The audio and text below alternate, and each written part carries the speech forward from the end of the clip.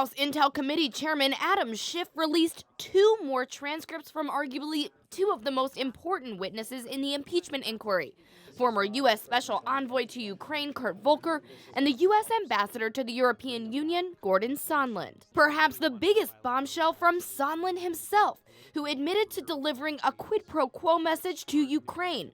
That admission was a change to the testimony he originally gave, saying his memory is now refreshed. Sondland says, "I now do recall a conversation where I said that the resumption of U.S. aid would likely not occur until Ukraine provided the public anti-corruption statement we had been discussing for many weeks." Still, in Sondland's nearly 400 pages worth of testimony, he did allude to possible discussion of a quid pro quo, saying in part, "I recall there was some kind of a text that aid was connected to some political agenda of the president's." Sondland now calls that ill-advised. The evidence is overwhelming and uncontradicted at this point, beginning with the White House's own contemporaneous memorandum about the phone call. It's very clear exactly what the president was doing at that point. All of this only adding fuel to the fire surrounding President Trump, who continues to deny any quid pro quo despite mounting evidence from both current and former officials, both inside and outside the White House.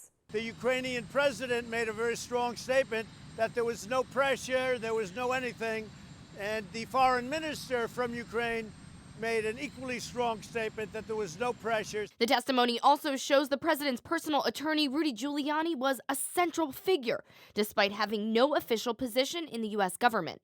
Sondland said he was pushing the Ukrainians to investigate allegations involving former Vice President Joe Biden's son, an action Sondland called improper. And the former envoy Volker called him a problem, saying, "In my view, Giuliani was impeding our ability to build the relationship the way we should be doing." The testimony was released just hours after 2 more White House officials failed to show for scheduled depositions, and Democrats have added a new witness to their list of scheduled testimony, current active White House Chief of Staff Mick Mulvaney.